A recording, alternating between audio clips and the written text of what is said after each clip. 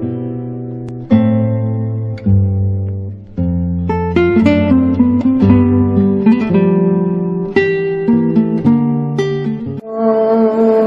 नमः सिद्धेभ्य ओम नमः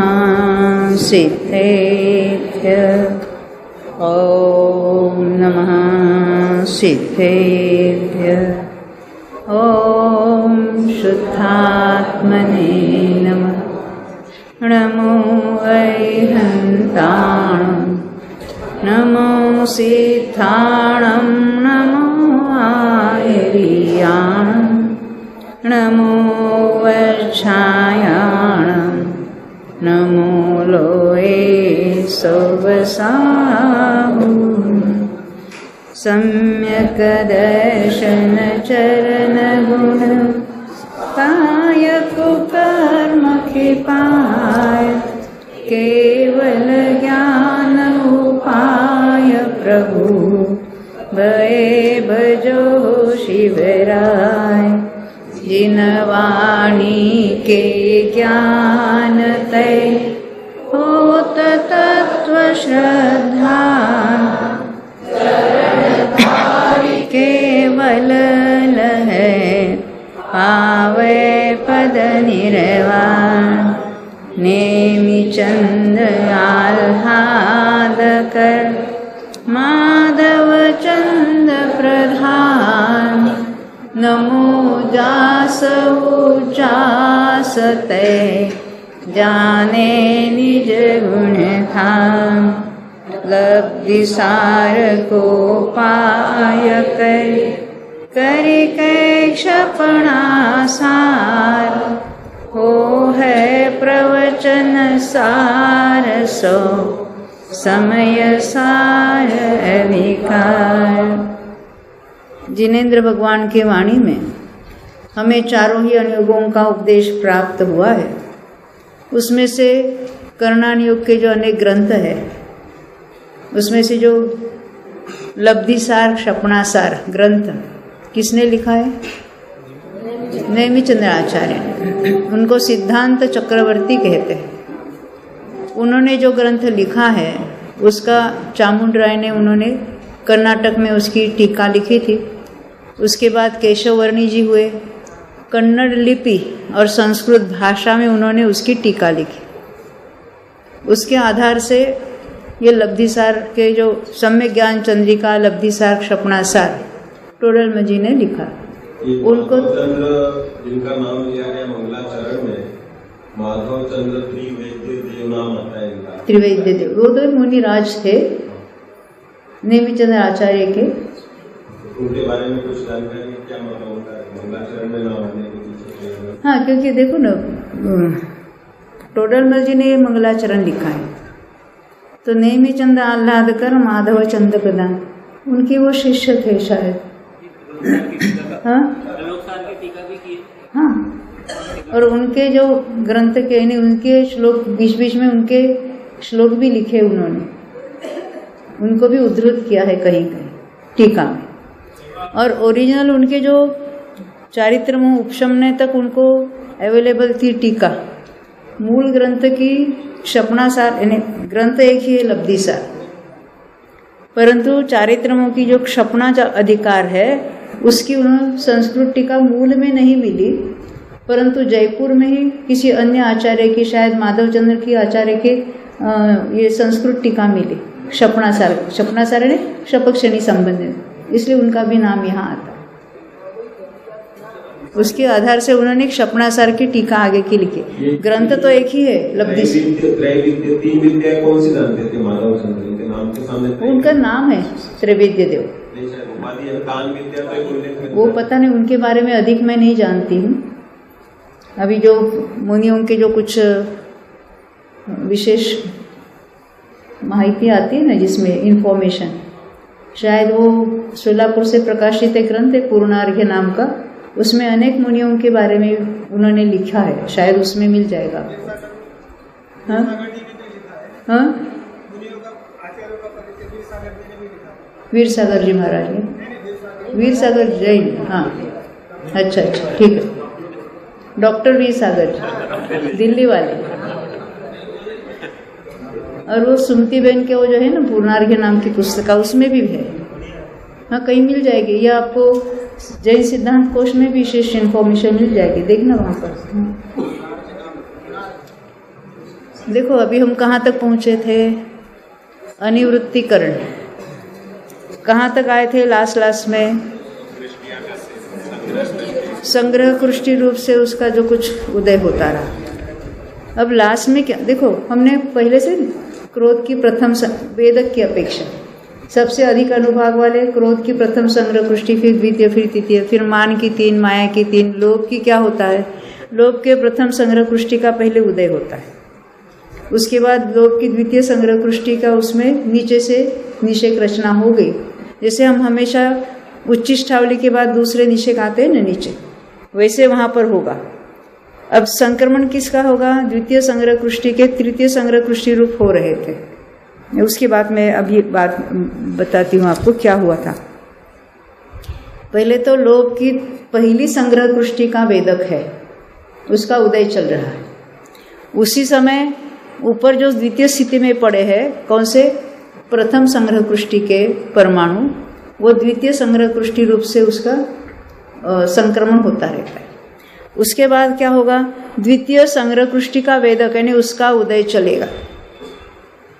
इमेजिन कर सकते हैं द्वितीय संग्रह कृष्टि यानी क्या, उसका उदय ने वेदक होगा। उस काल में क्या होगा कि उसके परमाणु तृतीय में संक्रमित होना चाहिए थे, उसके बदले क्या होता है कि द्वितीय संग्रह कृष्टि के परमाणु जो ऊपर पड़े, नीचे उसका उदय चल रहा है, और पड़े पड़े वो तृतीय संग्रह कृष्टि क्या, उसमें डायरेक्ट सूक्ष्म कृष्टि हो रही है। और तीसरी संग्रह कृष्टि का भी उदय नहीं होने वाला, वो भी सूक्ष्म कृष्टि रूप हो रहे हैं। यानी जहाँ यहाँ द्वितीय संग्रह कृष्टि का उदय चल रहा है, उस काल में ऊपर पड़े हुए जो परमाणु है वो सारे सूक्ष्म कृष्टि रूप हो रहे हैं। सूक्ष्म कृष्टि का अर्थ क्या, अभी तक जितना अनुभाग कम हुआ था, अभी तो जितने कृष्टि बनी थी उससे भी नीचे और सूक्ष्म यानी अनुभाग और अनंत गुना घटकर उसको कहेंगे सूक्ष्म कृष्टि होती है। पहले क्या था, सामान्य में उसको कृष्टि कहो या बादर कृष्टि थी, अब उसको कहेंगे सूक्ष्म कृष्टि, जिसको हम कहेंगे सूक्ष्म लोभ। सूक्ष्म कृष्टि किसमें हुई, लोभ में। बाकी सभी कृष्टि रूप से उदय भी आ रहा है। ऐसा अपूर्व स्पर्धक या कृष्टि करने का कार्य उपशम श्रेणी में नहीं हुआ, वो स्पर्धक रूप से उपशमित हो रहे थे। बहुत बड़ा डिफरेंस है वहाँ के और यहाँ के जो विधान है, प्रोसेसेस, उसमें बहुत डिफरेंस है। तो यहाँ क्या हो रहा है, लोभ का उदय शुरू हुआ तो लोभ के प्रथम संग्रह कृष्टि का उदय हो रहा है। उसी समय द्वितीय स्थिति में पड़े हुए लोभ के प्रथम संग्रह कृष्टि के परमाणु द्वितीय संग्रह कृष्टि रूप से संक्रमित हो रहे हैं। वो जब उच्चिष्टावली बाकी रहेगी तो द्वितीय संग्रह कृष्टि की उदय रूप रचना होगी। नीचे से यानी अंतर के नीचे उसका उदय चल रहा है, और ऊपर जो पड़े पड़े जो है द्वितीय स्थिति के, वैसे द्वितीय संग्रह कृष्टि के तृतीय संग्रह कृष्टि में संक्रमण होना चाहिए था। उसके बदले क्या होगा, वो डायरेक्ट सूक्ष्म कृष्टि रूप हो रहे, और तृतीय कृष्टि का वो क्या होगा, वो भी सूक्ष्म कृष्टि रूप हो रहे, क्योंकि तृतीय संग्रह कृष्टि का उदय ही नहीं होने वाला है। सत्ता में पड़े पड़े वो कृष्ट रूप से हो जाएगी। यानी 90 गुणस्थान के अंत तक क्या बातें हो गई, कृष्टि करने का कार्य चल रहा है, परंतु वेदन भी चल रहा है ना, बादर कृष्टि, लोक के बादर कृष्टि रूप से उदय चल रहा है, और सत्ता में जो पड़े हैं अभी वो सारे सूक्ष्म कृष्टि रूप हो रहे हैं। इसको कहेंगे सूक्ष्म कृष्टि करने का कार्य चल रहा है, उदय बादर कृष्टि का चल रहा है। यहाँ तक समझ में। तो सूक्ष्म कृष्टि का जो की है यहाँ पर, उसका उदय 10वें गुणस्थान में होगा, जिसको हम कहेंगे सूक्ष्म लोक का उदय हो रहा है। ऐसा आपने सुना है, 10वें गुणस्थान में सूक्ष्म लोक का उदय हो रहा है, पर वो सूक्ष्म लोक किया कब, तो 90 के अंत में किया, जब उदय बादर लोक का चल रहा था, कृष्टि रूप से चल रहा था। क्योंकि हम सामान्य से कृष्टि का नाम नहीं लेते, अपूर्व स्पर्धक का नाम नहीं लेते, वो तो सामान्य कथन हुआ। पर यहाँ हम क्षपक श्रेणी में उसके विशिष्ट जो कुछ बातें हो रही है, उसकी अपेक्षा हमने अपूर्व स्पर्धक की भी बात देखी, कृष्टि की भी बात देखी, और सूक्ष्म कृष्टि की भी बात देखी। अब जो 10वें गुणस्थान में आता है जीव, उसमें क्या क्या बातें होती है? अभी उदय किसका चलेगा? सूक्ष्म लोक का। अभी तक की पोजीशन क्या थी? पहले में पहले गुण श्रेणी कब बनी थी? 8वें के स्टार्टिंग में। कितनी बनी थी? 8वें का काल, 9वें का काल, 10वें का काल, 12वें के काल और थोड़ा अधिक। अब यहाँ सूक्ष्म संप्रदाय में आकर क्या होगा? देखो ये सब अलग अलग ही जाति के ही सब है। ये द्वितीय स्थिति ऊपर थी और यहाँ अंतर था। और हम हर बार क्रोध का उदय मिट गया, फिर मान के परमाणु अंतर को लांग कर नीचे आए थे, फिर माया के परमाणु आए थे, फिर लोभ के आए थे। तब तक तो 9वें गुण स्थान तक तो यहाँ तो अंतर चालू ही था। अब क्या होगा? सूक्ष्म पृष्ठि के परमाणु भी नीचे आएंगे, पर विशेषता क्या होगी? वो नीचे तो दिए ही जाएंगे, पर ये अंतर को भी पूरने का कार्य चलेगा। यहाँ पर अंतर बड़ा था। अभी तो 10वें की शुरुआत हुई है, तो 10वें का काल प्लस 12वें का काल, फिर और थोड़ा इतनी गुण श्रेणी पहले बनी थी, पर वो गुण श्रेणी वगैरह सारा वो अंतर में चला गया था। वहाँ सारा अंतर बना था। नीचे के थोड़े निषेक हैं यहाँ पर, और यहाँ तो बड़ा अंतर था। अभी अंतर का क्या होगा?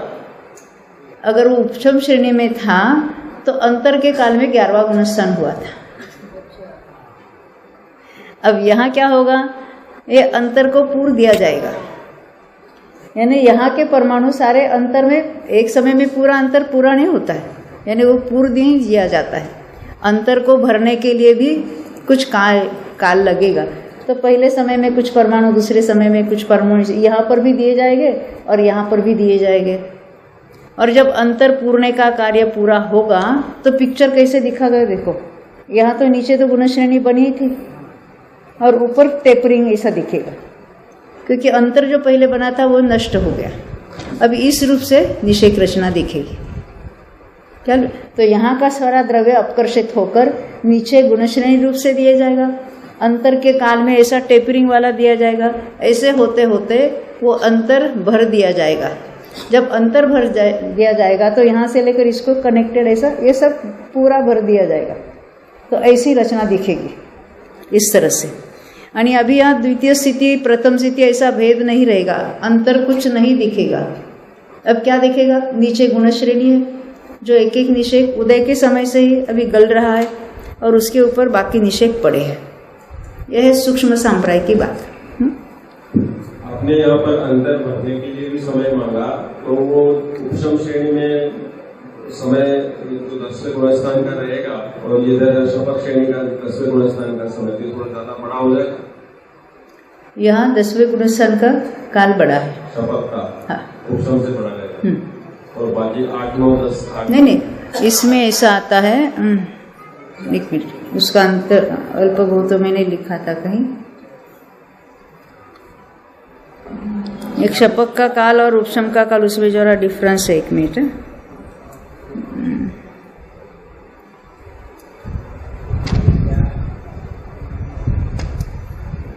ये अल्प बहुत में आता है सारा ही।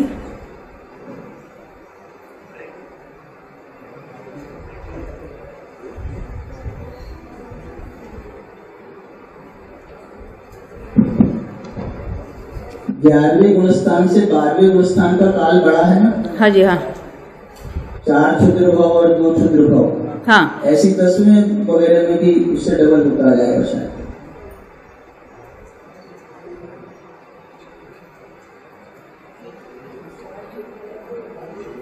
अवरोहक सूक्ष्म संप्रदाय से आरोहक सूक्ष्म संप्रदाय बड़ा है, उससे शपक सूक्ष्म संप्रदाय बड़ा है।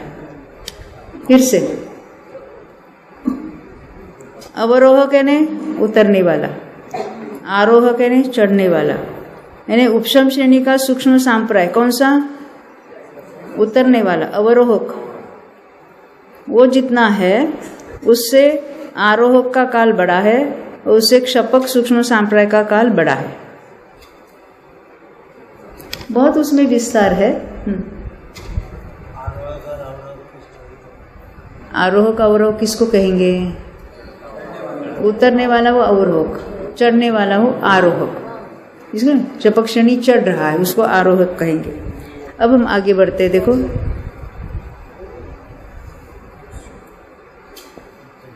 अब यहाँ पर भी कांडक घात हो रहे हैं, यहाँ पर भी कांडक घात होते होते ऊपर के अनेक निषेध कांडक रूप से ग्रहण हो गए और वो नीचे आते रहेंगे। हाँ, लोभ के कांडाघात होते, क्योंकि ऐसे कांडाघात होते होते ही नष्ट होने वाले। अब ये जो लोभ के परमाणु है वो स्वमुख से उदय में आकर ही नष्ट हो गए, उसके अभी दूसरा कुछ नहीं, क्योंकि 90 के अंत में ही मोह का नाश होने वाला है। और इसमें आप इमेजिन कर सकते हैं सारा ही माल पहले से देखो, सारा नौकशाय वो क्रोध में आ गया है, क्रोध का मान में, मान का माया में, मान वो सब लोभ में, यानी ये सारा जितना सत्ता में पड़ा हुआ मोहनी का पूरा द्रव्य अभी सूक्ष्म लोभ से विद्यमान है। आप कहेंगे इतना अभी निकल गया, वो कुछ नहीं, मैक्सिमम वो अंत समय तक पड़ा रहेगा और वो स्वमुख से उदय में आकर नष्ट होने वाला है।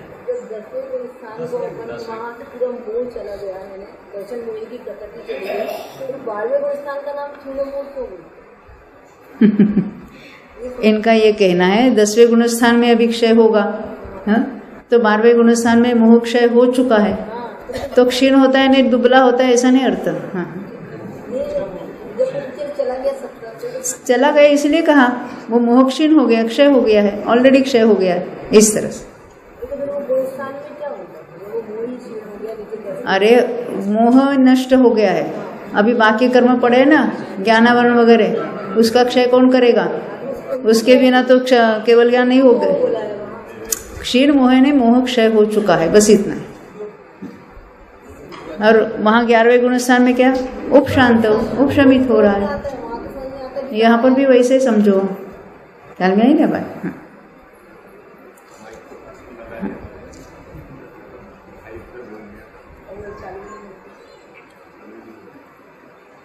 यहाँ जो कांडघात हो रहे ना 10वें गुण स्थान में,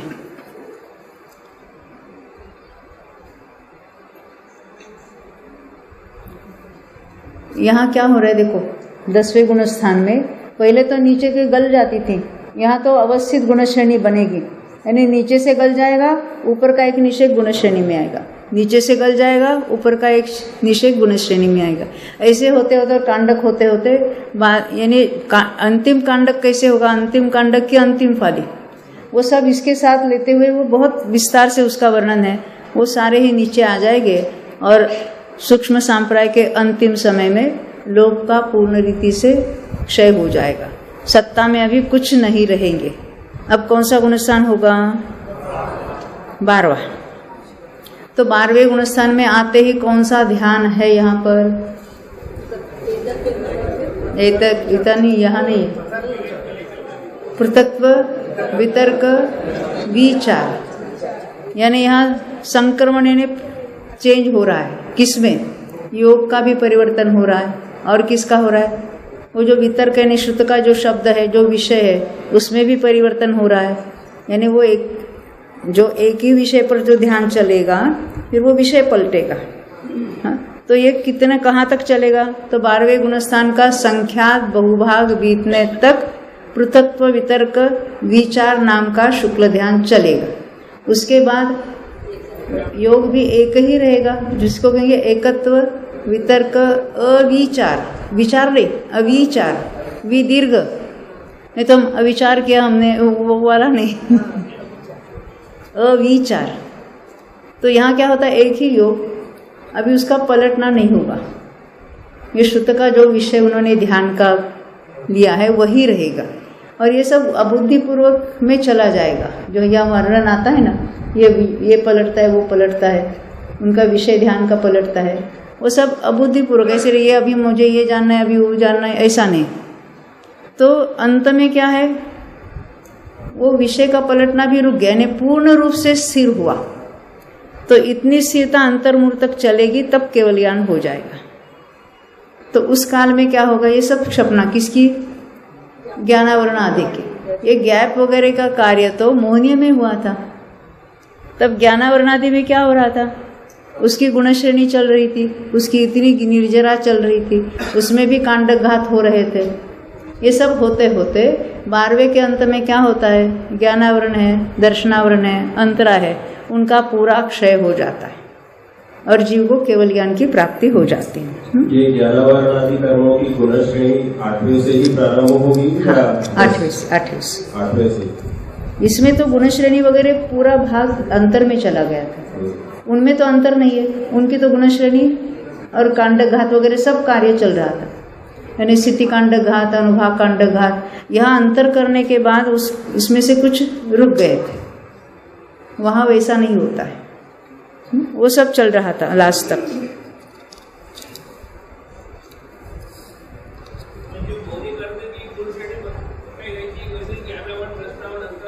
सबकी गुण श्रेणी पूरी, हाँ, उसमें कोई गैप वगैरह नहीं होने वाली।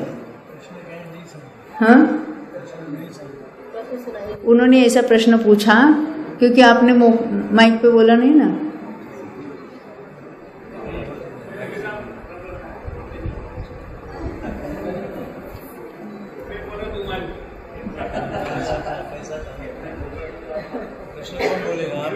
मेरा प्रश्न ये था कि जैसे 8वें गुणस्थान में श्रेणी बढ़ गई थी, श्रेणी बनी थी मोह कर्म की, ऐसे ही ज्ञानावरण, दर्शनावरण, अंतराय की भी वैसे ही बनी हुई थी। वैसे ही गुण श्रेणियां सब कर्मों की अपनी अपनी बनी थी, और उसमें भी स्थिति कांड घात, अनुभाग कांड घात वो सब हो रहे थे।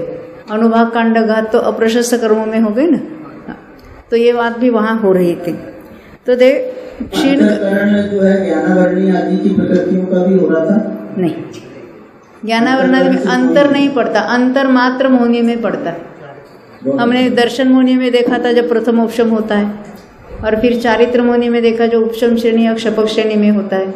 ऐसा अंतर अन्य किसी भी कर्म में नहीं पड़ता। नहीं तो क्या होगा, केवल दर्शनावरण में भी, ज्ञानावरण भी अंतर पड़ा है ना बीच में, केवल ज्ञान में भी अंतर पड़ा आवरण में। तो जब तक वो गैप में पहुंचा तो क्या होगा, अंतर्मूर्त के लिए केवल ज्ञान हो जाएगा, सबको जान लेगा कौन कौन मेरा शत्रु है, कौन कौन मेरे बारे में क्या विचार करता है। क्यों भाई, तो वितरकता रहेगी कि नहीं रहेगी? दीदी, ये जो पृथक वितरक विचार शुक्ल ध्यान है, उसमें जो विषय से विषयांतर होते हैं, तो वो बुद्धिपूर्वक है क्या? अबुद्धिपूर्वक, केवल ज्ञान गम्य। अंतरकरण में जब हम मोहिनी का अंतरकरण करते हैं तो वहाँ पर कषाय बिल्कुल नहीं होती। नीचे उदय चल रहा है ना, अंतर वो नीचे का बीच में अंतर है, बीच में अंतर है। एक वैद उदय रूप है और एक कषाय उदय रूप है, और बीच में अंतर है। वहाँ पहुँचेंगे तब तो नष्ट हो जाएगा। वो अंतर कभी समाप्त नहीं होने वाला, वो जाके 10वें गुणस्थान में अंतर को पूरा दिया जाएगा। तो फिर कराई काय के लिए अंतर जब पूर्ण नहीं था? मैं वही तो पूछने गई थी उनको।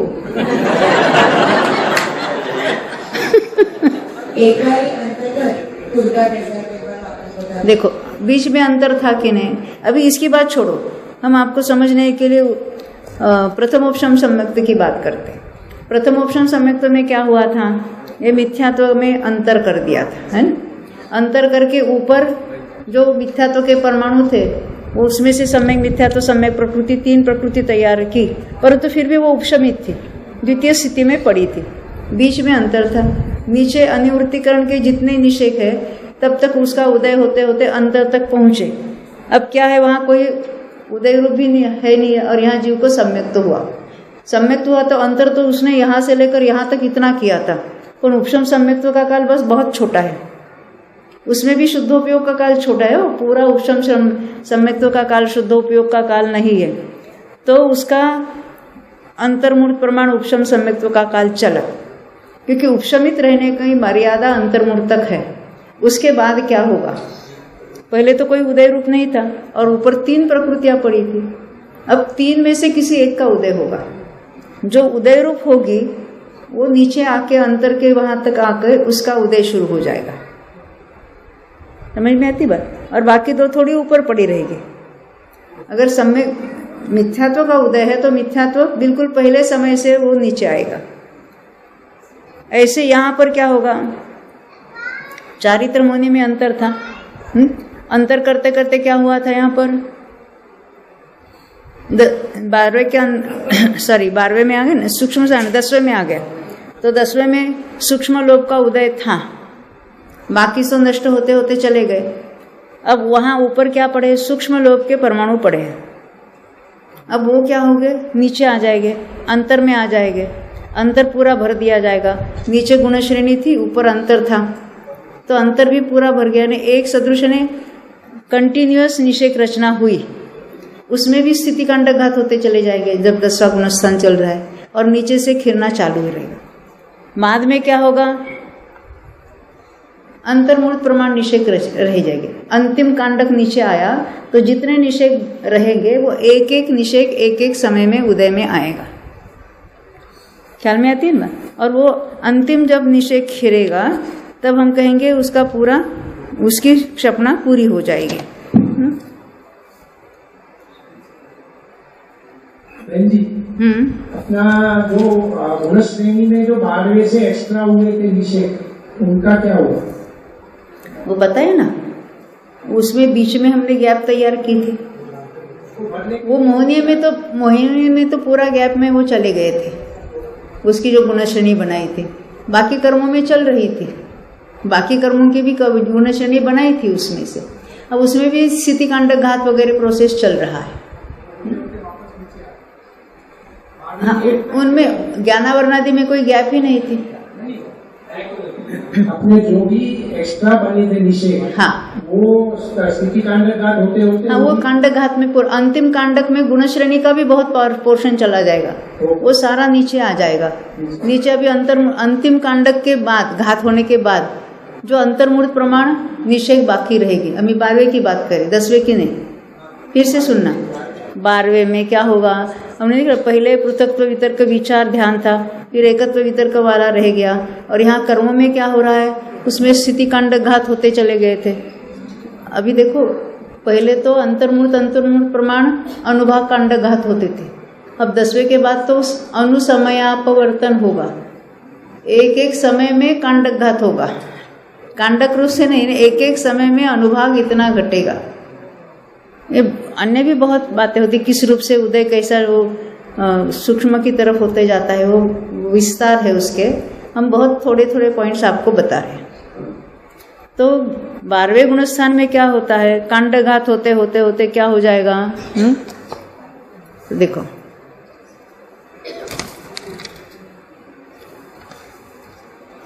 उसको कहेंगे कृतकृत्य छद्मस्त। कृतकृत्य वेदक नाम सुना है ना, किसके होता है? हाँ, जो क्षायिक सम्यक दर्शन प्राप्त कर रहा है उसके सम्यक प्रकृति का उदय था।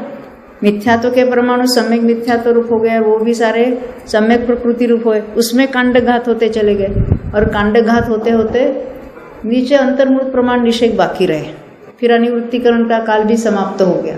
अब वो एक एक निषेक एक एक समय में उदय में आ रहा था, उसको कहेंगे कृतकृत्य वेदक। अब यहाँ 12वें गुणस्थान में क्या हो रहा है, इसके में भी स्थिति कांडघात वगैरह होते होते होते क्या होगा, यहाँ पर एक अंतर्मूर्त प्रमाण निषेक बाकी रहेंगे। अभी वो कांडघात रूप से नहीं होगा, एक एक निषेक उदय में आएगा, इसको कहेंगे कृतकृत्य छद्मस्थ। क्यों? अभी जितने निषेक बाकी है एक एक निषेक गलेगा, अंतिम निषेक गल जाएगा तो क्या कहेंगे उसको, केवली कहेंगे। 12वां गुणस्थान समाप्त होगा, उसका अंतिम निषेक खिर जाएगा तो 13वां गुणस्थान प्राप्त होगा।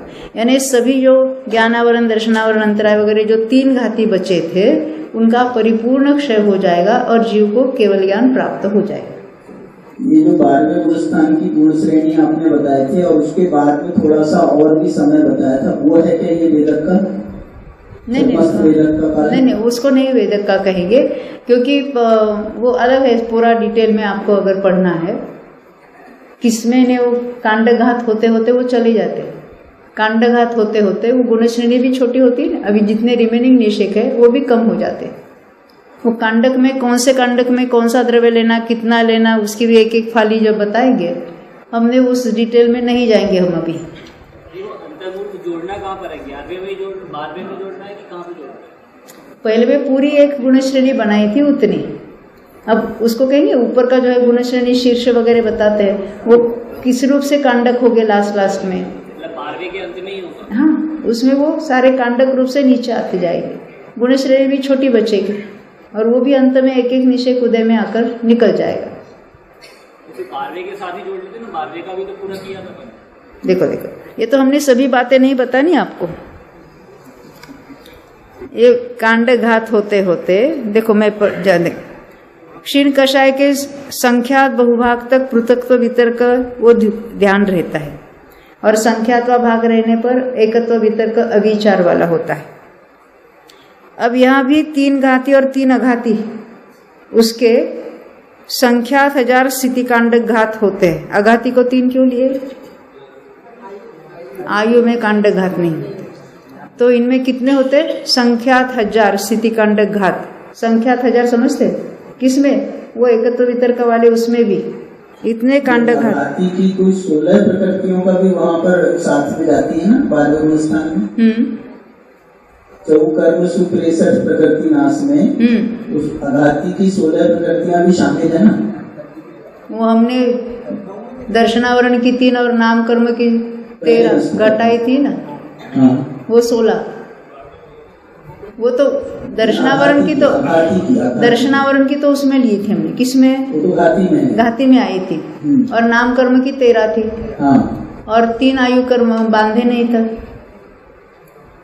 3 आयु बांधी नहीं थी। अच्छा। घाती की 47, 3 आयु बांधी नहीं थी, 50 हो गई। और वो 13 जिनका क्षय किया था हमने 9वें गुण स्थान में आते ही 8 कषाय के बाद। हिसाब बराबर है ना अपना? हाँ। वो चौ कर्म की अपेक्षा वो किसी ने बताया मुझे, वो जीव विपाक की, पुद्गल विपाक की आदि की बात करते हैं, उसकी अपेक्षा भी वहां बात बताई है किसी ने। देखो पहले तो स्थितिकांड घात होते थे, जब तक आवली के ऊपर कुछ निषेक बाकी थे तब उदीर्णा भी हो रही थी। जब आवली और एक समय बाकी रहा तो अंतिम उसका उदीर्णा का अंतिम समय, क्योंकि आवली के ऊपर के निषेकों में से परमाणु नीचे आते, एक आवली प्रमाण निषेक बाकी रहेंगे तो एक एक समय उदय में आते हुए वो सब पूर्ण रूप से निकल जाएंगे। तो क्षपना पूरी हुई, तो 12वें का काल पूर्ण हुआ। अब क्या होगा? 13वें का नंबर आएगा, 13वां गुणस्थान प्रकट होगा। अब उसमें भी उपांत समय में निद्रा प्रचला सत्व में से नाश होता है और अंत समय में बाकी सब होते हैं, वैसे डिटेल में बात आती है। 12वें में और क्या कार्य होता है? 12वें गुणस्थान में प्रति समय निगोद राशि जो उत्पन्न होती है ना, वो उत्पन्न होना भी कम होता चला जाता है, और जो ऑलरेडी जन्मे हैं वहाँ पर वो अपनी आयु पूरी करके मरकर चले जाते हैं। यानी 12वें के अंत तक ये कार्य पूरा होता है और शरीर है निगोद से रहित होता है, उसी को परम औदारिक शरीर कहते हैं। ये सप्त धातु रहित वाला परम औदारिक ऐसा नहीं है। हाँ, नेचुरली जो कृमि वगैरह है वो उत्पन्न नहीं होगे वहां पर, नहीं तो अगर उनके कारण मरते कहेंगे तो उनको हिंसा का दोष आएगा कि नहीं आएगा? नए उत्पन्न नहीं होगे, वो तो अपने आप मर रहे हैं। उनके मारने के भाव नहीं है ना 12वें गुण। अपने आप में आयु पूर्ण होती है, उनकी आयु पूर्ण करके निकल जाते। कदली घात नहीं होता? बिल्कुल नहीं, कदली घात नहीं होता।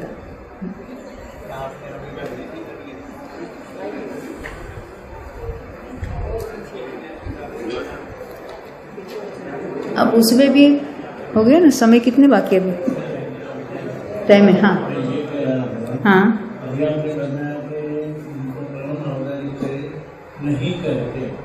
नहीं परम औदारिक शरीर कहते हैं, उसमें सप्त धातु रहित ऐसा जो उसका वर्णन आता है वो बात नहीं है, ऐसा मैंने कहा।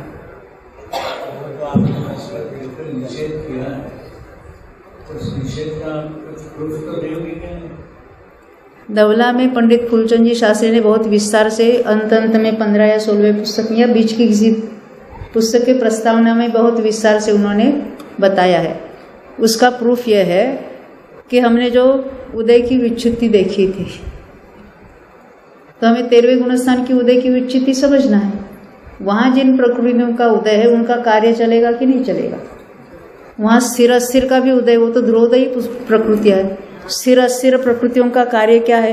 वो धातु और उपधातु जो कुछ है धातु है, वो एक धातु अपने रूप से अमुक काल तक परिणमता है, फिर वो अन्य धातु रूप से होता है। तो स्थिर अस्थिर का उदय है, उसका अर्थ उसका कार्य भी चल रहा है। तो वहाँ धातु भी होंगे कि नहीं। और ये अगरिक शरीर का उदय है, विशिष्ट सहनन का उदय है, वो तो उस जाति के परमाणु ग्रहण हो रहे हैं। ख्याल में आती ना, वो सहनन का उदय है कि नहीं है, तो उस जाति के परमाणु ग्रहण हो रहे कि नहीं हो रहे, तो वहाँ पर हड्डी का बनना वगैरह रहना वो भी चलेगा। इसलिए सप्त धातु रहित वाली बात भले लिखी है बहुत सारे आगम में, परंतु उसका अर्थ ऐसा नहीं कहना। ऐसे जो पहले जो जिन्होंने संशोधन किया है, संपादन किया है, वो पहले के ज़माने के फूलचंद जी शास्त्री, उन्होंने उसका एक्सप्लेनेशन वहाँ लिखा हुआ है। अस्थिर नाम कर्म का उदय मानेंगे तो उन्हें बीमार मानना पड़ेगा। उदय से अगर कार्य नियम से अस्थिर का अर्थ उसका, अस्थिर का अर्थ बीमारी होती है ऐसा नहीं है। दशादि सप्त धातु अपने स्थान को छोड़कर या विपरीत रूप से बनना, इसका नाम अस्थिर नाम अपने अपना यानी जैसे है ना, वो जैसे धातु है ना, एक धातु दूसरे रूप से होता है, फिर वो तीसरे रूप से होता है। अपना अपना काल रूप से रहने का काल, उसको स्थिर कहेंगे। वो आगे के धातु रूप होता है, उसको अस्थिर कहेंगे। उसका अर्थ रोग आदि उत्पन्न होता है ऐसा बिल्कुल नहीं है। नहीं तो अस्थिर का उदय केवली को मानेंगे तो वहाँ रोग मानना पड़ेगा, ऐसा बिल्कुल नहीं है। जैसे असाता वेदी आदि का आप उदय मान रहे तो उसका कार्य मानेंगे तो फिर बाधा आएगी ना। उदय मानने से कार्य हम मानेंगे नहीं, उसका उदय होता ही है और वो असाता नहीं के बराबर है। और असाता तभी काम करता है जब मोहनीय का उदय हो, तो वहाँ मोहनीय तो है ही नहीं है। तो साता हो या असाता हो, वो पुद्गल का ढेर है, उसका कोई सुख दुख में, कौन से इंद्रिय जनित सुख दुख में निमित्त है। यहाँ इंद्रिय जनित ज्ञान भी नहीं है और इंद्रिय जनित सुख भी नहीं है। तो असाता हो या साता हो नहीं के बराबर है। परंतु जिस फॉर्म में बंधा था उसको कहेंगे साता का उदय या उसको कहेंगे असाता का उदय। एकादश जिले से वो उदय होने के कारण माना जाएगा या वो उदय है इसलिए बताते, पर उसका कार्य नहीं हो रहा है। जैसे कहते रहे उसको 22 परिश में से इतने परिश है, परिश है का उसका अर्थ क्या है, उनके उपसर्ग हो रहा है, ऐसे थोड़ी अर्थ होता है। वो जैसे हमने अभी परिग्रह संज्ञा बताई, मैथुन संज्ञा बताई, वैसे ही वह उपचार से वो कहेंगे। वो तो केवल उस कर्म का उदय बताया जाता है, उसका कार्य की ओर से मत देखो उसको। हाँ, ऐसे स्थिर अस्थिर में नहीं हो जाएगा। अस्थिर से तो हम यही प्रतिपादन करते हैं अभी तक कि बीमार होते हैं। तो असाता के तीव्र उदय उदीर्णा में बीमार होते हैं, अस्थिर के उदय में बिल्कुल नहीं बीमार। वेदना करेगा, असाता वेदन में आएगा कि भाई ऐसा नहीं, संयोग अनुकूल नहीं होगी, मुझे बड़ा अच्छा नहीं लगेगा। हर समय संसारी हो या जो कोई, जहाँ तक स्थिर अस्थिर का उदय है वहाँ ऐसा नहीं कभी स्थिर का उदय होता है कभी अस्थिर। जैसे बंध में अल्टरनेटली बनता है, वो ध्रुवोदयी प्रकृति है। कौन सी ध्रुवोदयी सुनते हैं? जैसे हमने ध्रुवबंदी प्रकृतियां देखी थी, हर समय बनती ही बनती है, अनादि से बनती आ रही है। कब तक अपनी उदय विच्छित्ति होती है तब। ऐसे स्थिर भी और अस्थिर भी, शुभ और अशुभ, ये ध्रुवोदयी प्रकृतियां है, हर समय उनका उदय चलता है। किसको? हमें आपका तो चलता ही रहता है, केवली को भी तो नहीं। हर समय रोग हो रहा है, हर समय मिट रहा है, ऐसा है उसका, ऐसा उसका कार्य नहीं है। इसलिए हमने इसका सॉल्यूशन ये दिया कि उदय मात्र होना कार्य का कारण नहीं है, क्योंकि वो अल्प अनुभाग सहित उदय में आ रहा है, जो कार्य नहीं दिखा रहा है। ऐसा उसका अर्थ नहीं है। स्थिर अस्थिर का कार्य ही अलग है। एकादश जिले में भी तो कर्मों का उदय तो आ ही रहा है ना। हाँ बिल्कुल है ना, पर ये ध्रुव का उदय है, पर उसका कार्य रोग उत्पन्न होना, ऐसा मुझे तो कहीं पढ़ने में नहीं आया। रोग की छोड़ दीजिए, स्थिर का उदय तो आ रहा है ना, और कार्य भी दिख रहा है। स्थिर और अस्थिर का कार्य किसमें हो रहा है? परमाणु में जो ग्रहण हो रहा है, वो एक धातु दूसरे धातु रूप परिणमित, वो अपने रूप से कुछ दिन रहेगा तो उसको कहेंगे स्थिर का उदय है, और वो आगे वाले में कन्वर्ट होगा तो कहेंगे वो अस्थिर का उदय है। वो हर समय बात चल रही है, जिसको हम कहेंगे जनरेशन, रीजनरेशन और डीजनरेशन, वो चलता रहता है वहाँ पर। परमाणुओं का जो है शरीर, हम साइंस में क्या कहते हैं, परमाणु के नए नए ग्रहण होते हैं, शरीर के परमाणु भी नए ग्रहण हो रहे हैं और पुराने शरीर के परमाणु कुछ झड़ रहे हैं। तो ऐसे जो धातु उपधातु में भी ऐसा ही चल रहा है कि नए नए का ये जो अपने रूप से रहना और आगे के रूप से टर्न होना। अभी उसमें कैसे सभी संस्थानों का उदय बताया गया है, वो नाना जीवों की अपेक्षा बताया। एक जीव की अपेक्षा सभी संस्थानों का उदय नहीं है, एक जीव को एक संस्थान का उदय है। नाना जीव की बात अलग होती है, एक जीव की बात अलग होती है। सिद्ध क्षेत्र में, सिद्ध क्षेत्र जो है वो 45 लाख योजन का सिद्ध क्षेत्र है। तो उसमें ये लवण समुद्र का और कालोदरी समुद्र का प्रदेश आ जाते हैं ना। बिल्कुल आएंगे, बिल्कुल आएंगे। तो वहाँ से जो निर्वाण को प्राप्त हुए वो कैसे निर्वाण को प्राप्त हुए? वहाँ जाने का कोई प्रसंग ही नहीं है, क्यों जाएंगे वहाँ जाकर? देव मुनिराज ध्यान में बैठे हैं या जो कोई बैठे है, कोई उनका जो वैरी देव उनको उठाकर पटक देता है। पटक देता है कहाँ? समुद्र के ऊपर भी पटक देगा। तो वहाँ पटक देता है तो उतरते नहीं, जो गिरते गिरते वो श्रेणी मानकर तो वहाँ 13वां स्थान भी हो जाता है, 14वां भी हो जाता है। हमने देखा ना 13वें और 14वें का मिलकर काल जितना है उससे ज्यादा काल एकत्व वितर्क अविचार का नाम के ध्यान का है। यानी उससे भी छोटे काल में उपसर्ग केवली 13वां 14वां गुण पार करके 13वें गुण स्थान में तो ऐसा कहते हैं ना, सारे उपसर्ग दूर हो जाते हैं, उनका सारा स्वस्थ शरीर हो जाता है। फिर भी उतना काल कितना छोटा है, जो उपसर्ग से जो केवली होते हैं वो इतने छोटे काल में 13वां और 14वां मिलकर भी काल एकत्व वितर्क शुक्ल ध्यान से भी छोटे काल में 13 और 14 पूर्ण होता है और वो मोक्ष चले जाते हैं। मैंने अभी जो आपको अल्पभूत बताया ना उसमें लिखा है ऐसा। इसलिए मतलब वो पूरा खचाखच पैक है, सर्वत्र पैक है। अभी यहाँ पर बैठे बैठे यहाँ पर भी ऊपर अनंत सिद्ध विराजमान है कि नहीं, अनादि से हो रहे। हाँ, तो पूरे 2.5 द्वीप में ऐसे कहीं जगह बीच में बाकी हो कि जहाँ कोई सिद्ध भगवान नहीं है विराजमान, ऐसा है नहीं। अच्छा, इसमें भी कोई अल्प बहुत तो मानेंगे कि समुद्र के क्षेत्र के सिद्ध भगवान कम है, यहाँ के क्षेत्र के समय शिखर के क्षेत्र से सिद्ध भगवान ज्यादा है? ऐसा अल्प वो तो मेरे पढ़ने में नहीं आया है। आप पढ़ेंगे तो मुझे जरूर बताना भैया। नहीं, जरूर बताएंगे। हाँ जरूर। हाँ, क्योंकि यहाँ से तो शाश्वत सिद्ध क्षेत्र है, वहाँ से ज्यादा गए हैं। अब सब लवण समुद्र में देवता पटकने जाएगा तो वो कोई एकाध। अरे अनंत अनादि का अर्थ है क्या है? नो बिगिनिंग, कितने भी पीछे चले जाओ। हाँ हाँ बोलो भैया, जरा सुनाई नहीं दे रहा है, उनको कोई माइक दे नहीं।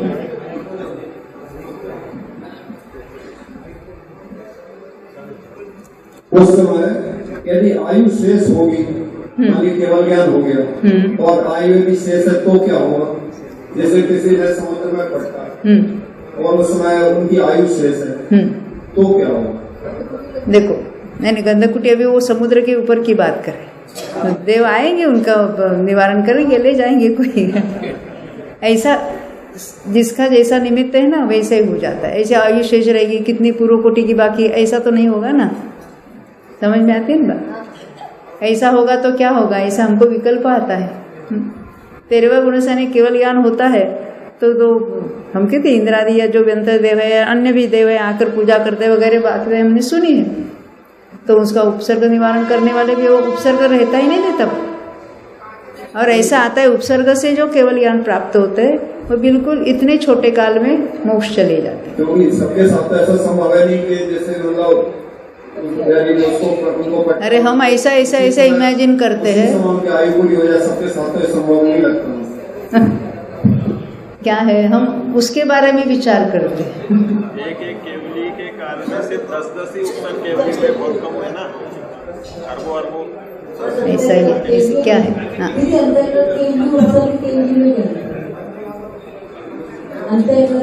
अंतकृत केवली वो तो उपसर्ग काल में मरकर वहाँ जा, यानी अंतकृत केवली है। हाँ हाँ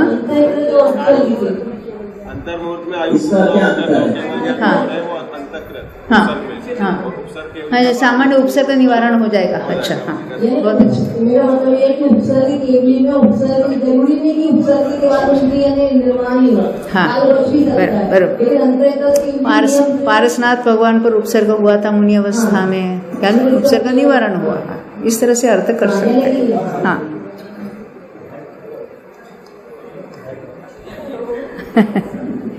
अब देखो ये केवल ज्ञान होने पर भी उपसर्ग तो 6 गुण स्थान तक होता है महाराज के, और जो उपसर्ग केवली होते हैं माने उतने ही कम समय में। आप आगे का कितना अल्प काल है, 6 गुण स्थान से भी अल्प काल में आगे की बातें होती हैं, बहुत छोटा काल है। तो आगे उपसर्ग मिल जाता है उतने काल में। अभी इतना छोटे काल में तो फ्रैक्शन ऑफ अ सेकंड है ना, श्रेणी चढ़ के कोई मोक्ष जाएंगे, कोई उपशम श्रेणी चढ़ के मर के तो ऊपर वहां पर भी चले जाएंगे। रात्रि के गुणस्थान में अपने काम बता रहे हो। जितनी विशुद्धि बढ़ती है ज्यादा काम कर लेते हैं। और उसमें भी अंतर्मूर्त गिनते जाओ तो हमें कंटाल आता है। श्रेणी के अंतर्मूर्त हमने गिने थे संख्यात 1000 बार, ऐसे संख्यात 1000 बार भी संख्यात 1000 बार बता रहे हैं। ऐसा केवल ज्ञानी ने क्या जाना होगा। शुद्ध ज्ञानी इतना लिखकर हमें छोड़ के गए हैं, तो केवल ज्ञानी कितना जानते होंगे, ख्याल में आती है बात। और ये शुद्ध ज्ञानियों ने लिखा हुआ भी समझते समझते यहाँ पसीना छूटता है। यानी अद्भुत बात है। हम केवल सिद्ध क्षेत्र में जाते हैं, माथा टेकते हैं, और भी हमें क्यों जाते हैं तो लोग समझते वहाँ कोई वाइब्रेशन आते हैं और क्या क्या परमाणु आते हैं और क्या नहीं होता, कुछ नहीं होता है। वो किस तरह से क्या उन्होंने श्रेणी कैसी चढ़ी होगी। देखो हम केवल किसमें नहीं, शिखर जी का तो दर्शन करना है ना। क्यों, वहां से इतने सिद्ध हुए। अरे पण सिद्ध हुए तब शपक श्रेणी में क्या क्या कार्य हुआ था, इसको एक बार तो समझो ना। नहीं समझे, शिखर जी हमें अभी नहीं चढ़ सकते, पैरों में ताकत नहीं है, तो डोली करके भी जाना चाहते हैं, है ना।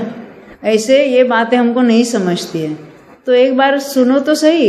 ये हम कह रहे हैं कि किस पद्धति से उन्होंने अंतरंग में पुरुषार्थ किया, तो कर्म में ये बातें हो गई। तो सिद्ध हुआ था, क्या क्या पुरुषार्थ करके। कर्म में उन्होंने पुरुषार्थ नहीं किया, उनका पुरुषार्थ अपने में चला, स्वयं में चला। तब सहज रूप से कर्मों में क्या क्या अवस्था होती है, ये जानने की थोड़ी उत्सुकता होगी कि नहीं होगी। किस विधि से उन्होंने क्या किया, और कर्म, इतने सारे कर्म थे, किस तरह से खिर गए सारे। ये सारी इतनी गैप किया, फिर एक क्रम से जंप मार के नीचे आया, ये कहाँ पता था हमको, है ना। ऐसी बातें सहज होती है। वो जीव तो उसमें कुछ कर नहीं रहा, पर वहाँ क्या कर रहा है इसकी क्यूरियोसिटी तो होगी कि नहीं होगी। और ये जानते समय हमारा उपयोग उसमें इतना एकाग्र हो जाता है कि दुनिया भर को हम भूल जाते हैं। ये उपयोग की एकाग्रता करने के लिए उत्कृष्ट साधन है। और ये सत्य बात। यात्रा नहीं की क्या? हाँ, सर्वे शिखर की यात्रा आपने नहीं की? बहुत बार की। क्यों? उस समय आपको कुछ वाइब्रेशन नहीं आया ना। हाँ, हम वो वाइब्रेशन और परमाणु को ढूंढते गए थे। हमने तो ऐसी भी पुस्तकें देखी है, वो 20 तीर्थंकरों से 20 धारा यहाँ तक आई थी, ऐसे चित्र भी बनाए उन्होंने। क्या करें, कहीं से कुछ नहीं आता जाता है, जो कुछ है अपने भाव अपने से हो रहे हैं। ये शांति धारा करते हैं तो बोले कोरोना नष्ट हो गया था उससे, शांति धारा करने से। ये मान्यता है सब। कुछ करने से अन्य पदार्थों में कुछ नहीं आता है, तो हम कुछ कर ही नहीं सकते, पहले ये नक्की करना है। महाराज लोग कह रहे तो नहीं मानेंगे क्या? अरे हमारे कुंद महाराज कह के गए, वो क्यों नहीं मानते अब? कितने महाराज हो गए, उन्होंने कितनी बातें बताई, आपको मानना है कि नहीं मानना है? गणधर से लेकर हमारे सभी आचार्य ये बात कहेंगे, और वो तो लिखित रूप से हमारे पास उपलब्ध है। हम किसी का निषेध नहीं कर रहे। जो हमारे पास रिटन मैटर है और जो आचार्यों ने लिखा है और जिसमें हमारा अपना कल्याण है, उसकी बात हम जरूर मानेंगे और पढ़ेंगे। हम किसी का निषेध करने के लिए किसी के पास नहीं गए आज तक। भक्तामर स्तोत्र का एक एक श्लोक कितने सारे काम करता है। वो काम करता है भक्तामर स्तोत्र। हाँ। कोई एक जीव नहीं करता भक्तामर। आपने अनुभव किया कि नहीं? हमारे नागपुर में है, कौन महिला है वो? अच्छा, वो आता है ना, सफेद वस्त्र पहनना या ग्रीन वस्त्र पहनना या रेड वस्त्र, है ना, ऐसा होता है ना। ऐसा करेंगे, इस पर दिशा में मुंह करके भक्तामर का पाठ करेंगे तो ये फल मिलेगा। भक्तामर की बात छोड़ो, नमोकार मंत्र का फायदा मालूम है कि नहीं आपको? क्या वो तो फेफड़े का ये रोग बंद होता है, वो किडनी का ये रोग। अरे उसकी डिवैल्यूएशन इतनी कर दी कि रोग मिटाने के लिए नमोकार मंत्र पढ़ो, नमोकार मंत्र ही लिंक करो। अरे महान मिथ्यात्व है ये। जिस मंत्र से मोक्ष हो सकता है उस मंत्र से हम शरीर की व्याधि दूर करना चाहते हैं। यानी शरीर में हूँ ये मान्यता कायम रहकर ये बात हो रही है कि मैं आत्मा हूँ मानकर हो रही है, और उसकी वहाँ हो रही पूरी दुनिया में। क्या करें? अभी हुआ ना वो नमोकार मंत्र पूरी दुनिया ने गाया, जैनियों का नाम हो गया, बहुत बड़ा नाम हो गया। क्या नाम हो गया? मिथ्या तो दूर हुआ। ये पढ़ो तो आपका कल्याण हुआ। क्या संयोगों में हम उसका लाभ देख रहे, शरीर में लाभ देख रहे, इससे और मिथ्या मान्यता क्या होनी चाहिए? अभी क्या करे, ये बातें कौन समझेगा? जैन धर्म का प्रचार कैसे होगा? ये आपके बोलने से तो नहीं होगा। अरे हमने तो ये भी बात सुनी, आजकल जैनियों का नाम बहुत हुआ। क्यों? ये जैन फूड सब जगह मिलता है भाई। थाईलैंड में जाओ और कहाँ कहीं जाओ, किसी भी देश में चले, चाइना में जाओ, जैन फूड सब मिलता है। तो जैनियों ने कितना अपना नाम रोशन कर दिया। क्यों? जैन नाम सब लोग जानने लगे। क्यों? वो इतने खाते हैं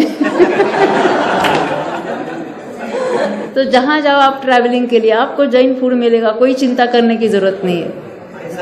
रात के 10 बजे भी जैन फूड मिलेगा। कब? ऐसा लग रहा है समोसा चल रहा है, तीर्थंकर भगवान बोल रहे हैं और सैनिक राजा प्रश्न। अरे ऐसे कंपेरिजन मत करो बेटा। देखो ये ऐसी भ्रमणा चल रही है और उसी का उदो उदो हो रहा है। शरीर में वो मान्यता जब तक है तो ऐसी जो मान्यता है उसी को पुष्टि मिलेगी। हाँ बोलो बेटा। जैसे कि गवार समुद्र का देखा, वैसे भूमि में भी फेंकते हैं। हाँ, भूमि में भी जा सकते। जो सुदर्शन में होगी एकदम खुली है, वहाँ तक भी। कहाँ पर? सुदर्शन में होगी खुली है। हाँ बिल्कुल बिल्कुल, वो तो पूरे इसमें ही है ना, लाख योजन में। वो तो मध्य लोक है वहाँ पर।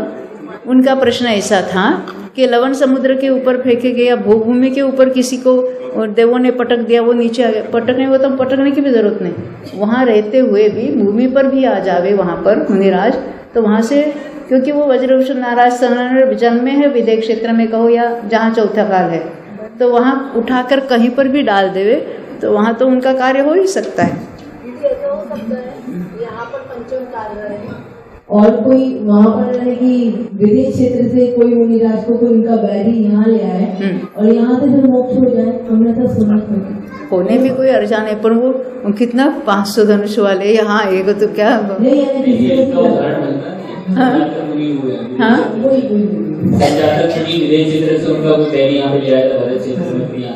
होने में कोई अर्जा नहीं। भूमि में हो जावे या कहीं पर पटक देवे, हो सकता है। पंचम काल चल रहा है। अरे काल की क्या बात कर रहे हैं? यहाँ जन्मा कहाँ का जीव है, कौन से सहनन वाला है, उसमें कहाँ तक जाने की, कौन से गुणस्थान तक जाने की कैपेसिटी है, उसके अनुसार उसका कार्य होगा। ये क्षेत्र नहीं, हमारा क्षेत्र कुछ उनको मोक्ष नहीं होने देता, ऐसे थोड़ी यहाँ की यहाँ से मोक्ष होगा विदेश क्षेत्र के जीव का, तो उसके पंच कल्याण देवता वगैरह आएंगे, हमको दिखेंगे कि नहीं? नहीं दिखेंगे आपको। क्यों नहीं दिखेंगे? आपका पुण्य नहीं ना।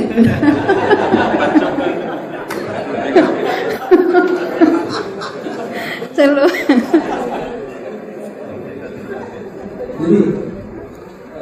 क्या ऐसा हो सकता है किसी मुनिराज महिमा महिमा रिद्धि के साथ में सुमेरु पर्वत किसी सूक्ष्म पार्ट में विराजमान है, वहाँ पे ध्यान से बैठे हैं, तो उस रिद्धि के साथ में भी उनका मोक्ष हो सकता है? किसके कारण? महिमा रिद्धि के साथ में कोई मुनिराज बैठे हैं, ध्यान कर रहे हैं, तो उस अवस्था में भी क्या उनका मोक्ष हो सकता है? यानी विक्रिया की उन्होंने। हाँ, विक्रिया उसकी रिद्धि कह रहे हैं आप। हाँ। तो रिद्धि होना जरूरी, यानी वृद्धि होना अलग बात है। जैसे किसी को आहारक रिद्धि है और आहारक शरीर बनाना, इससे बात अलग है।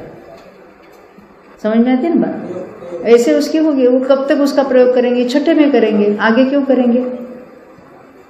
जो कुछ विक्रिया रूप परिणमित होना है, छठे में जाके उन्होंने वहाँ विराजमान हो गए, तो आगे क्यों? होता अंतर्मूर्त है, छोटा अंतर्मूर्त तक वो विक्रिया बनी रहेगी, तो वहाँ ध्यानस्थ है, वहाँ से मोक्ष जा सकते हैं, है ना? जैसा कि आपने कहा था कि एक समय प्रावत में अनंत कर्म परमाणु बनते हैं, तो कई सूत्र में आता है कि अभव राशि का अनंत गुणा। जरा स्लोली बोलिए, ऐसा सुनने में आता है आगे। अभव राशि जो है उसका अनंत गुणा और सिद्ध राशि का अनंत भाग एक समय में कर्म बनते हैं, ये कोई सही है? कर्म नहीं बनते, उसको कहेंगे कार्माण वर्गणा कितनी बनती है, तो अभव अनंत बनती है। कितनी अनंत? अभव्य राशि से अनंत गुना जो अनंत सिद्ध राशि का अनंतवा भाग है, इतनी कारमाण वर्गणा। और एक कारमाण वर्गणा में परमाणु कितने, वो भी अभव्य राशि से अनंत गुना और सिद्ध राशि के अनंतवे भाग। तो पर्टिकुलर बीच वाला अनंत लिया उन्होंने, दोनों ओर से उसकी लिमिट बताई। तो मेरा आपसे प्रश्न है, अभव्य राशि की संख्या कितनी है, कितना अनंत? आप प्रश्न पूछते, हमें भी कुछ मौका दे दो ना आपको प्रश्न पूछने का। अभव्य राशि की अनंत संख्या कितनी है, फिक्स अनंत है उसका, बोलो। हाँ, जघन्य युक्तानंत, इतने अभव्य राशि है। ये बीच में बात करते चली थी, क्या वो सब निको से निकल गए सब अभव्य? कैसे सभी निकलेंगे, वहाँ अनंत पड़े रहेंगे, नीचे निगोद में भी वहां पर भी पड़े हैं, और कुछ निकलेंगे तो संसार राशि से आगे तो जाने वाले नहीं है। वो ख्याल में आती है ना, जो अभव्य यहाँ पड़े हैं वो कितने हैं, भले अनंत निकले हो गए, परंतु उसमें त्रसों में कितने हैं, त्रसों में अभव्य राशि कितनी है, असंख्यात ही है। उससे सादी मिथ्या दृष्टि जीव असंख्यात गुणे हैं। तो जो सादी मिथ्या दृष्टि उसमें से होगा ना, मेजॉरिटी तो उसमें से सम्यक तो प्राप्त करेंगे। सादी मिथ्या दृष्टि अनेक बार सम्यक तो होकर छूट भी गए, त्रसों में ऐसे असंख्यात जीव है। अगर निगोद में देखेंगे ऐसे अनंत जीव पड़े हैं। जैसा भी आपने बताया था कि एक समय प्राप्त है, अनंत कर्म वर्णना, कार्मा वर्णना कर्मों से परिणत करेगी कि कर्म परिणत कर जाए, क्या लगेगा? एक समय में अनंत कार्माण वर्गणा और एक एक कार्माण वर्गणा में अनंत परमाणु एक समय में बन रहे, ने कर्मरूप हो रहे। कार्माण वर्गणा कर्मरूप होती है, उनकी संख्या, परमाणुओं की संख्या कितनी है, तो ये अनंत मल्टीप्लाइड बाय अनंत। वो जो अभी जो बता दो कहने कि अभव्य राशि का अनंत गुना और सिद्ध राशि का अनंत भाग, ये भी कोई अवस्था है कार्माण वर्गणा वाली? हाँ, वही तो, उतने कार्माण वर्गणा और एक एक कार्माण वर्गणा में इतने इतने परमाणु हर समय प्रबद्ध रूप से ग्रहण होते हैं। उसमें भी हीना दिखे ना, जितना योग ज्यादा है उतने परमाणु ज्यादा ग्रहण होंगे। तो ये भी कहा जाता है कि पहले गुणस्थान से लेके 13वें गुणस्थान वालों को सब इस तरह से ही है, कर बनते हैं। संगी पंचेंद्रिय जीव है, उसका योग कितना होगा, तो संगी पंचेंद्रियों के योग्य जितना परिणाम योग है वो किसी को भी हो सकता है। केवलियों को कम और नीचे के गुणस्थान में ज्यादा, ऐसा बिल्कुल नहीं है। संगी पंचेंद्रिय को लेंगे, असंगी को तक नहीं लेंगे सर। उसकी रेंज योगों की अलग है। एकेंद्रियों की रेंज, द्विंद्रियों की रेंज, तीन्द्रिय की रेंज, उसमें भी बहुत भेद है ना। उपोपादन जन्म समय का योग अलग होता है, उसके अल्पभूत्व अलग है। बीच वाले एकांत वृद्धि वाले योग स्थान, उसका अल्पभूत्व अलग है। और शरीर पर्याप्ति पूर्ण होने के बाद वाला जो है उसके जो अल्पभूत्व है, जिसको परिणाम योग कहेंगे, वो अलग बात है।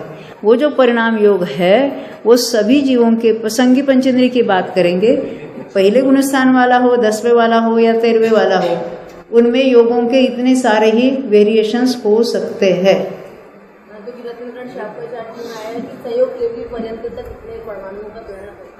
होगा ही, परंतु उसमें क्या सारा जो इतना समय प्रबद्ध बताया अकेले साता वेदनीय में जाएगा, क्योंकि दूसरे कर्म नहीं बनते। जहाँ मिनिमम कर्म बनते हैं तो एक एक में मैक्सिमम द्रव्य हो जाएगा, उससे कुछ फर्क नहीं पड़ने वाला है। अभी अपना समय पूरे अभी अपना जो लोग है उसमें जितनी त्रस राशि है उसकी संख्या अनंत है असंख्यात? आप ही बताना। मेरे को तो असंख्यात मालूम है। असंख्यात ही है। और अकेले एकेंद्रियों में भी अकेला निगोद को एक बाजू निकालो, सूक्ष्म हो या बादर, बाकी सब भी असंख्यात ही है। बिल्कुल सब असंख्यात। बादर निगोद अनंत है, बादर एकेंद्रिय सब मत कहो। बादर एकेंद्रिय में बादर निगोद भी इंक्लूडेड है। अकेला निगोद को अलग निकालो, बादर हो या सूक्ष्म हो या पर्याप्त हो या अपर्याप्त हो, वो अनंत राशि है। बाकी सभी राशियां असंख्यात है। ये गुरुदेव के प्रवचन में भी ऐसी सूक्ष्म बातें आती है और सभी बातें उन्होंने कर्णान योग के रेफरेंस हम हर पुस्तक के पीछे लिख के रखते हैं। गुरुदेव ने जितना कर्णान योग के बारे में कथन किया है उसके सारे रेफरेंस हमारे गुरुदेव के जो प्रवचन है पुस्तक है उसके पीछे में हमने कलेक्शन किया है। वो सारे हमने निशा शेठ के पास भेज दिया है। सारे गुरुदेव के कर्णान योग के उदाहरण, और उसमें इतनी सूक्ष्म बातें बताई है कि हमें अचरज लगता है कि हम कर्णान योग का अभ्यास करने पर भी हमें ये बातें ख्याल में नहीं आती यहाँ, और वो कैसे सहज बोलते बोलते बता देते, यानी उसकी सूक्ष्मता पढ़ने वालों को ख्याल में आती कि हमने इतना कर्णान योग पढ़ा है और ये इतनी सूक्ष्म बात इतनी सहज रूप से बोल गए। उसकी जो सूक्ष्मता, उसकी गहनता वो आप लोगों को ख्याल में नहीं आने वाली, हम उसको जानते हैं। बोलो 2400 भगवान।